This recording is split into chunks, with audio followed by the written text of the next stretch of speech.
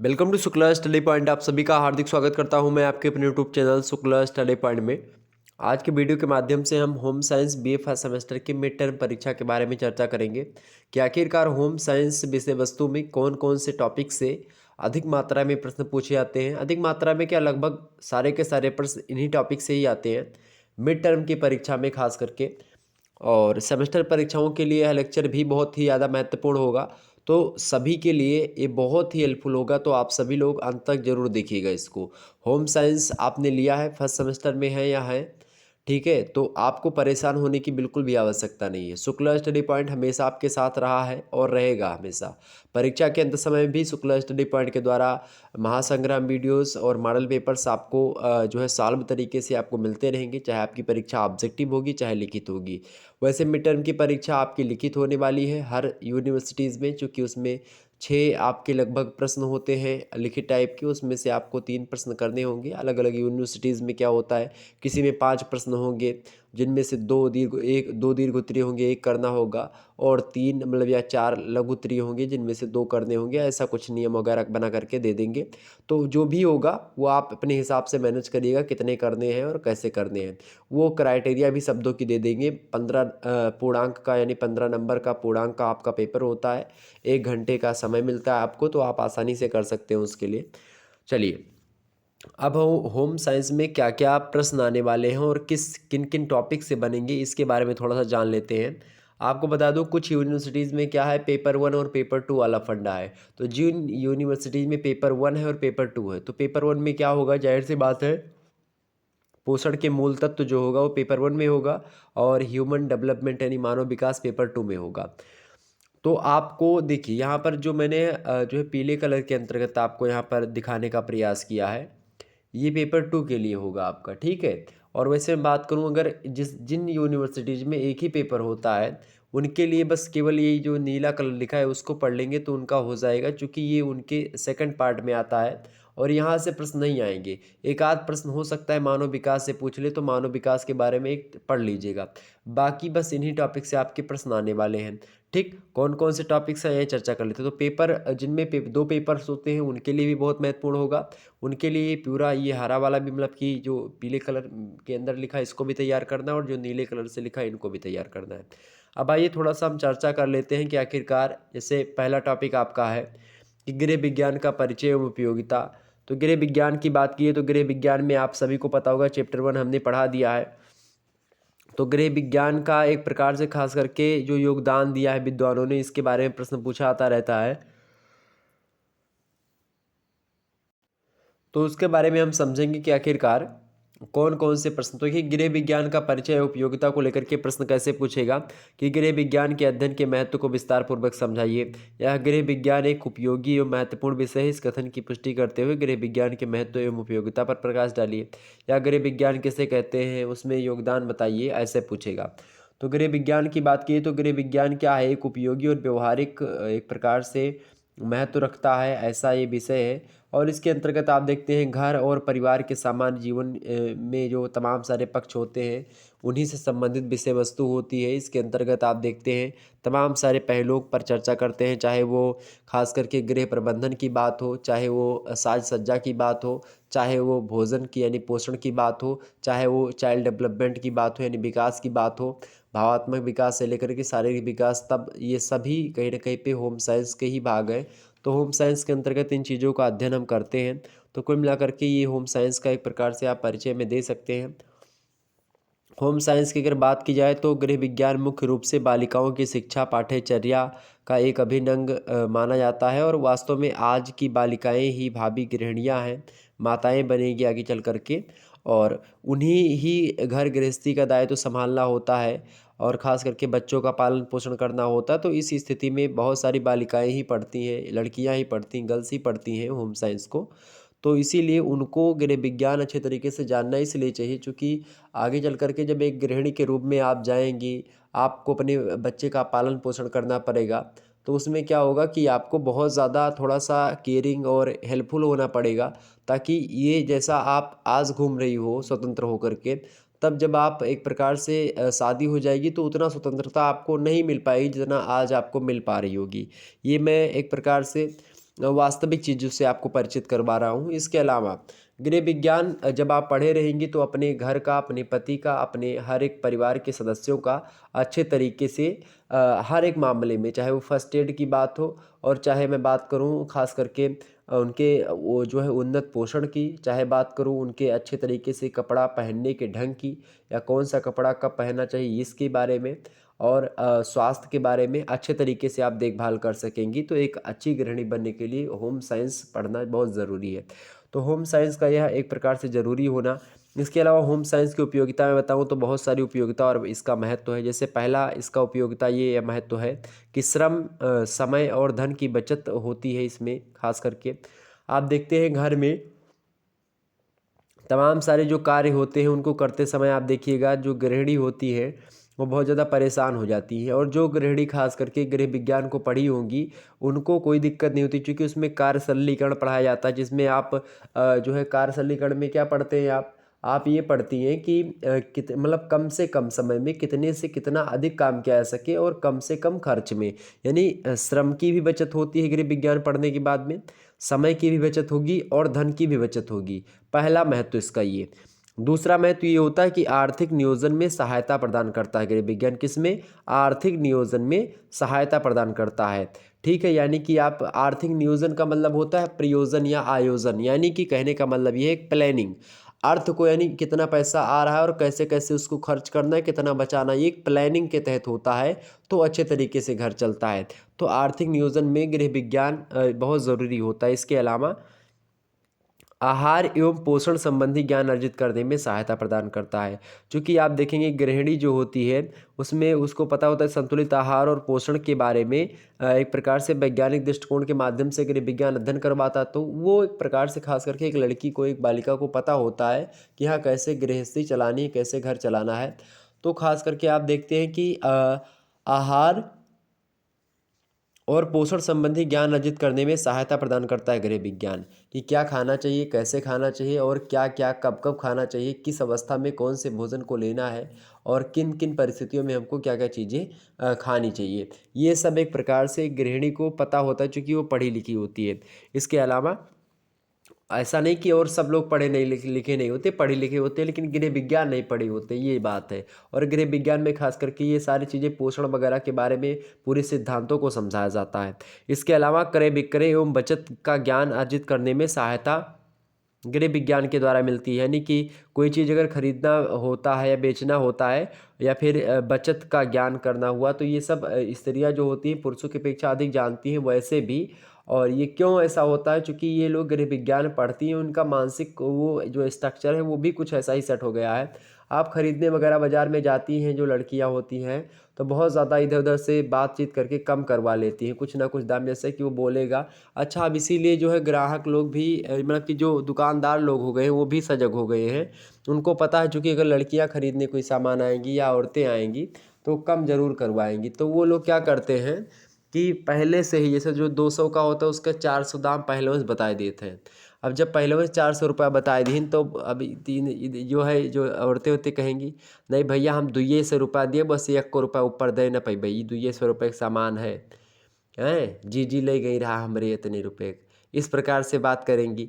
तो क्या होगा कि वो जो है दुकानदार भी समझता है, तो पहले वही 400 का बता देता, कहा नहीं नहीं 400 नहीं 250 रुपये बस आपके लिए केवल है, 250 रुपये। अभी आपकी उधर दूसरे गांव की किसी का नाम बता देगा कि हाँ वो आई थी फलानी, उनको हमने इतने में दे दिया है, तो वो तुरंत अच्छा वो 250 में ले गई, अच्छा 300 में वो ले गई, अच्छा ठीक चलो हम 250 50 रुपये और सस्ता पाएंगे।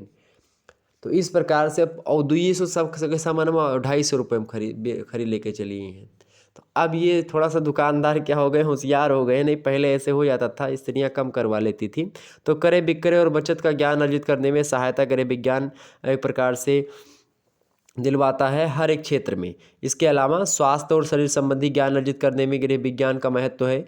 मातृकला और शिशु कल्याण का ज्ञान अर्जित करने में सहायता प्रदान करता है। प्राथमिक चिकित्सा का ज्ञान,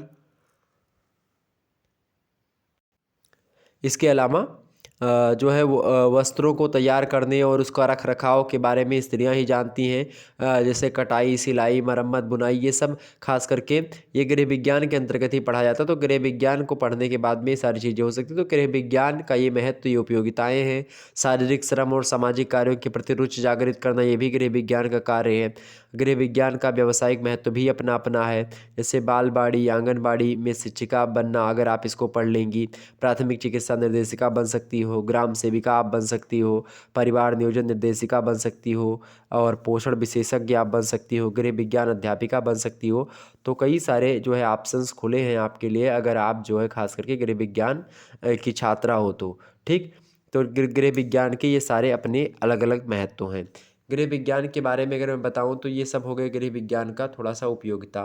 गृह विज्ञान का एक प्रकार से योगदान पूछता है कि विभिन्न विद्वानों ने गृह विज्ञान का क्या योगदान दिया है।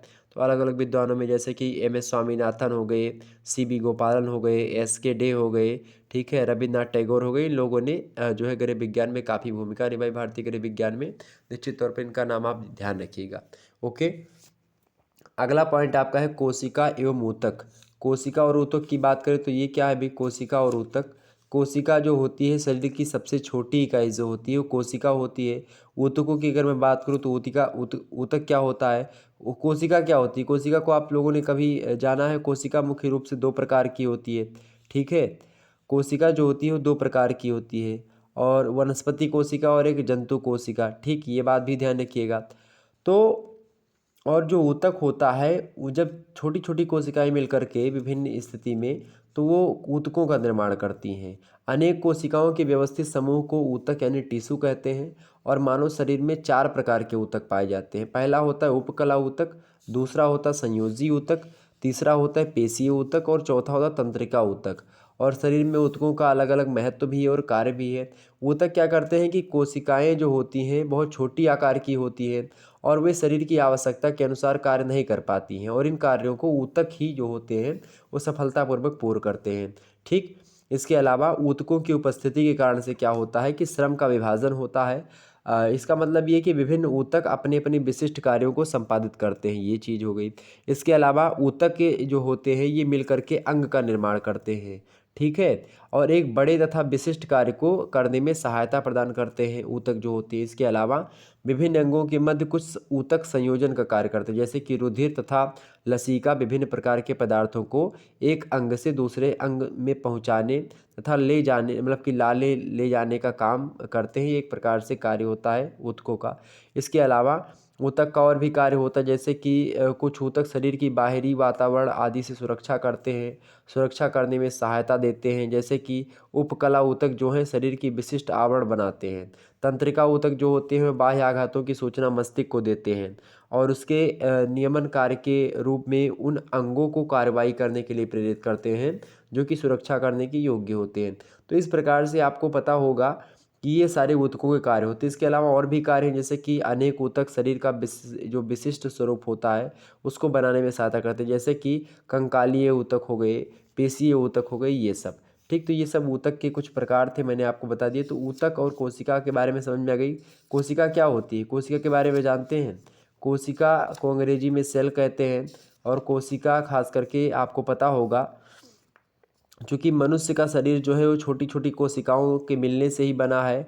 और मनुष्य बहुकोशिकीय प्राणी है जिसके शरीर में असंख्य कोशिकाएं हैं। प्रत्येक कोशिका में जीव द्रव्य का एक पिंड होता है। सभी कोशिकाएं अपने अपने जैविक कार्य स्वयं करती हैं, और शरीर को बनाने वाली ये कोशिकाएं जो होती जीवित संरचनाएं कहलाती हैं। कोशिका शरीर की संरचनात्मक तथा कार्यात्मक इकाई होती है, और कोशिकाओं का आकार बहुत छोटा होता है। इनको हम सूक्ष्मदर्शी के द्वारा ही देख पाते हैं, नंगी आंखों से इनको हम नहीं देख पाते हैं। और आप देखिएगा कोशिकाओं के समूहों को ऊतक कहते हैं, और ऊतकों के समूह को अंग यानी आर्गन कहते हैं। ठीक, तो इस प्रकार से क्या होता है, इस मिलने से फिर अंगों के मिलने से अंगतंत्र बनता है, और अंगतंत्र यानी संस्थान बनता है ऑर्गन सिस्टम। और ऑर्गन सिस्टम से मिलकर के जब अनेक अंगतंत्र मिलते हैं तो हमारी शरीर यानी बॉडी बनती है। तो इस प्रकार से कोशिकाओं से क्या बनता है भाई, कोशिकाओं से बनता है ऊतक, और ऊतकों से बनता है अंग या अंगतंत्र, सॉरी अंग बनता है, और अंगों से बनता है अंगक, अंग से अंगतंत्र, अंगतंत्र से आपका बनता है शरीर यानी बॉडी। ओके, तो कोशिका जो होती है मनुष्य शरीर की सबसे छोटी इकाई होती है। ओके, क्लियर हो गई बातें। कोशिका जो होती है खास करके मनुष्य के शरीर की सबसे छोटी इकाई होती है। तो ये होती हैं कोशिकाएँ। कोशिका के बारे में क्लियर हो गई बातें। ठीक, तो यही बस इतना पूछा जाता है। कोशिका वैसे कई प्रकार होती हैं। कोशिका के अंतर्गत कई सारी चीज़ें होती हैं, उसके कई सारे कार्य भी होते हैं। ठीक, ये बात ध्यान रखिएगा। आइए हम थोड़ा सा जानते हैं और भी चीज़ें जो आपसे पूछी गई। अगला है, वो तक तो हो ही गया आपका। अगला पॉइंट है पाचन तंत्र। पाचन तंत्र के बारे में प्रश्न आपसे बन गया। पाचन तंत्र किसे कहते हैं भाई? यानी कि जिसको आप क्या बोलते हो, डाइजेस्टिव सिस्टम, तो पाचन तंत्र। ओके, पाचन तंत्र चूँकि आप देखते हैं, आप मनुष्य जो होता है वो जीवित रहने के लिए तमाम प्रकार की चीज़ों को खाता है, जैसे कि अनाज खाता है, साग सब्जी खाता है, फल फूल खाता है, और इसके अलावा दूध दही का सेवन करता है। शाकाहारी प्राणी भी कुछ हैं, मांसाहारी भोजन के रूप में बहुत सारे लोग खाते हैं, और इन्हीं पदार्थों से हमको कार्बोहाइड्रेट मिलता है, प्रोटीन मिलती है, जो यानी पोषक तत्वों का। अगर पोषक तत्व हम वैसे नहीं खाते हैं ना, भोजन के माध्यम से, भोजन में ही अनाजों में, साग सब्जियों में, फल फूलों में, मतलब फलों में, दूधों में, दही में, मांसाहारी प्रोडक्ट में, शाकाहारी प्रोडक्ट में, इन सभी में हमको जो है विभिन्न प्रकार के पोषक तत्व मिलते हैं, जैसे कार्बोहाइड्रेट्स, प्रोटीन, वसा, विटामिन, लवण। ये सब हमको कहाँ से मिलते हैं? ये सब हम अलग से तो लेते नहीं, उन्हीं भोजन के द्वारा ही पाते हैं। तो ये सभी जीवन के लिए आवश्यक पोषक तत्व हैं। और मनुष्य का भोजन अधिकांशतः ठोस होता है और अघुलनशील होता है, और इसे भोजन नली में पाचक रसों के द्वारा घुलनशील बनाया जाता है। और पाचक रसों का बनना आहार नली से संबंधित पाचक ग्रंथियों के द्वारा होता है। और संपूर्ण आहार नली तथा उससे संबंधित पाचक जो ग्रंथियां होती हैं, उनको सामूहिक रूप से हम क्या बोलते हैं? डाइजेस्टिव सिस्टम, यानी कि पाचन तंत्र बोलते हैं। पाचन तंत्र की परिभाषा को देते हुए एक विद्वान है मुर्चे। मुर्चे महोदय कहते हैं कि रक्त बहाने की पहली सीढ़ी को पाचन क्रिया कहते हैं। भाटिया और सूरी कहते हैं कि विभिन्न प्रकार के आहार का साधारण पदार्थों जो रक्त प्रवाह में चले जाते हैं, उनमें परिवर्तन की प्रक्रिया को पाचन क्रिया कहते हैं। तो कोशिका के जीवन को विकसित करने एवं संरचनात्मक कार्यों हेतु पोषक तत्वों की जो आवश्यकता होती है, हम जो कुछ भी खाते हैं वह सीधे ही हमारे शरीर की कोशिकाओं तक नहीं पहुंचता है, वरन उनमें क्या होता है, अनेक प्रकार के परिवर्तन हो करके उसके पश्चात कोशिकाएं इनको शोषित करती हैं। यानी कि अगर कहें हम, तो भोजन में रासायनिक तथा भौतिक परिवर्तन होते हैं, जिसके परिणाम स्वरूप क्या होता है कि भोजन साधारण पदार्थों में बदल जाता है, और ये साधारण पदार्थ ही हमारे शरीर की कोशिकाओं का आहार होते हैं, जिन्हें वे अपनी भीतर शोषित कर लेती हैं। यानी कोशिकाओं का आहार क्या है? जो हमारे पचे हुए भोजन होते हैं। तो भोजन को पचने में जो जिन तंत्रों का या फिर जिन अंगों का प्रयोग होता है, उन्हीं सभी अंगों के तंत्र को हम पाचन तंत्र कहते हैं। क्लियर हो गई बातें? पाचन तंत्र में आप देखते हैं अग्न्याशय या क्लोम ग्रंथि जो है, ये बहुत सहायता प्रदान करती है। इसके अलावा तिल्ली या प्लीहा भी एक पाचन तंत्र का ही अंग है। ठीक, तो ये चीज़ें क्लियर हो गई। पाचन तंत्र में आप देखते हैं जो अग्न्याशय है या क्लोम जिसको कहते हैं, पाचन तंत्र का ही एक अंग है, और यह ग्रंथि अमाशय के पीछे उदर की पिछली दीवार से सटी हुई होती है। आकार में लंबी होती है, और सामान्य रूप से इसकी लंबाई की अगर बात करें तो 16 सेंटीमीटर होती है लंबाई, और चौड़ाई होती है 4 सेंटीमीटर के। तो इस प्रकार से ये होती है। इसके अलावा तो बस इतना पाचन तंत्र के बारे में जान लीजिए, बस हो जाएगा आपका। अगला पॉइंट आपका मनुष्य के दांत। मनुष्य का जो दांत है, इससे चैप्टर से प्रश्न आ सकते हैं। मनुष्य के अगर दांत की मैं बात करूं, तो आकार एवं कार्य के अनुसार जो हमारे दांत होते हैं वो 4 प्रकार के होते हैं, परंतु सभी प्रकार के दांतों की रचना लगभग समान ही होती है। ये जबड़े की अस्थि के गड्ढों में अपने मूल वाले भाग में धंसे हुए होते हैं। एक सीमेंट जैसे पदार्थ से दांत की अस्थि के साथ पकड़ अत्यधिक मजबूत होती है। इसके अतिरिक्त निचले भाग पर मसूड़े चढ़े हुए होते हैं। सभी दांत जो होते हैं डेंटाइन नामक पदार्थ से बने हुए होते हैं, जो कि एक प्रकार से हड्डी से भी मजबूत तत्व होता है डेंटाइन। ओके, अच्छा मैं आपको बता दूं कि जो है दांत जो होते हैं ये 4 प्रकार के होते हैं। पहला दांत होता है आपका जो है कृंतक दांत। कृंतक दांत जो होता है, इन्हें छेदक दांत भी कहते हैं। इनके किनारे किनारे जो होता है तेज धार वाले ये होते हैं, और इनका मुख्य कार्य भोजन को कुतरना होता है। इनकी संख्या 8 होती है मुंह में, और बच्चों और वयस्कों में समान ही होता है। एक होता है भेदक दांत, जिनको हम रत्नक या एक प्रकार रत्नक कहते हैं, श्वसन दांत कहते हैं जिसको। ये कृंतक दांतों से अधिक लंबे व निकोले होते हैं। इनकी संख्या 4 होती है। भोजन को काटना, चीरना, फाड़ना, ये सब भेदक दांतों का काम होता है। इसके अलावा अगला दांत का प्रकार है अग्रचवर्णक। अग्रचवर्णक जो दांत है, इनकी संख्या 8 होती है, और इनके किनारे चपटे होते हैं, चौकोर होते हैं, रेखाओं के द्वारा ये बटे हुए होते हैं, यानी चौभरिया जो चौभर होती है ये। इसके अलावा चबरदक दाग, चबरदक दाग जो होती है इस वर्ग के दांत केवल वयस्कों में होते हैं और छोटे बच्चों में ये नहीं होते हैं, और ये संख्या में लगभग 12 के आसपास होते हैं। इनके सिरे चौरस व तेज धार वाले होते हैं। इनका मुख्य कार्य क्या होता है कि भोजन को चबाना, ठीक, यानी जो चौभर एकदम से जो बड़ी बड़ी वाली होती है वो। तो इस प्रकार से चबरडक दांत हो गए।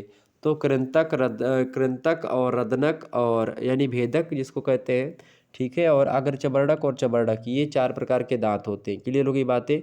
और जो दांतों का जो पिछला हिस्सा होता है उसको हम इनेमल से बना होता है, और उसके बाद वाला जो हिस्सा होता है वो आप देखते होंगे कि जो है इनेमल डेंटरी हो गया, मसूड़ा हो गया, जबड़ा हो गया, ठीक है, ये चीज़ें होती है।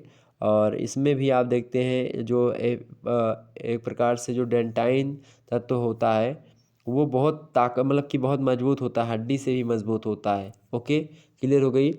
तो ये दांत के बारे में कुछ बातें हो गई, मैंने आपको बता दिया। इसके अलावा अगला है श्वसन तंत्र। श्वसन तंत्र की मैं बात करूँ, श्वसन तंत्र किसे कहते हैं भाई? श्वसन तंत्र सभी को पता होगा। श्वसन तंत्र से क्या आशय है?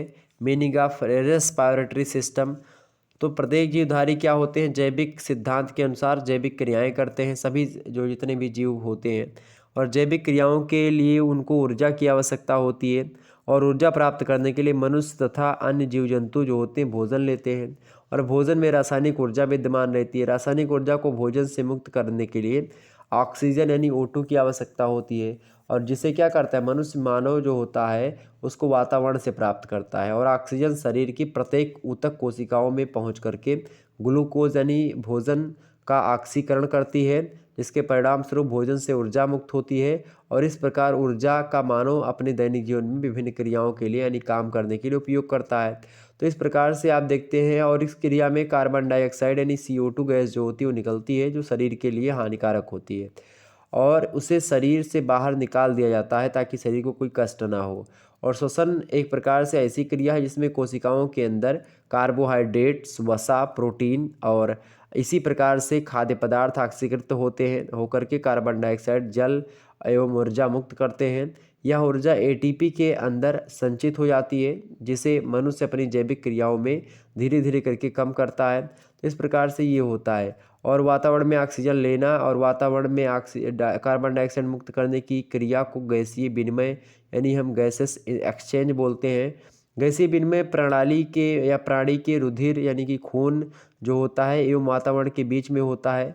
वायुमंडल से ऑक्सीजन को प्राप्त करने तथा कोशिकाओं से कार्बन डाइऑक्साइड को बाहर निकालने का कार्य खून कोशिकाएं जो रुधिर कोशिकाएं होती हैं वो करती हैं।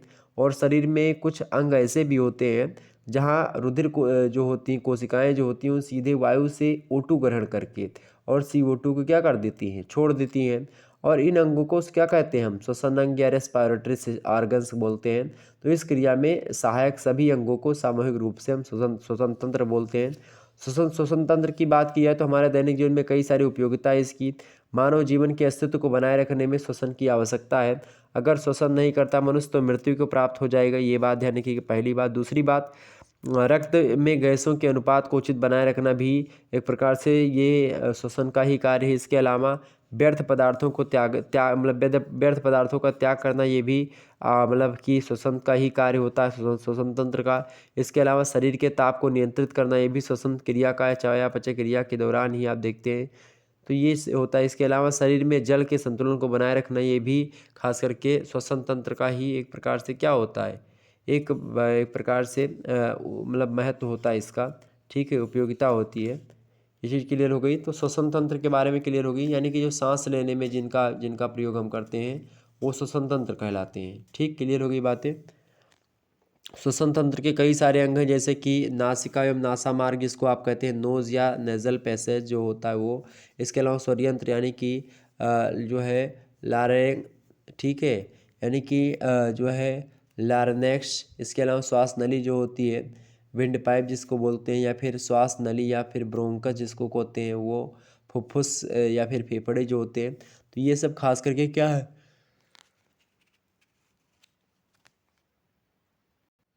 तो ये सब क्या है भाई, यही सब तो है आपके श्वसन श्वसन तंत्र के अंग। ओके, क्लियर हो गई बातें।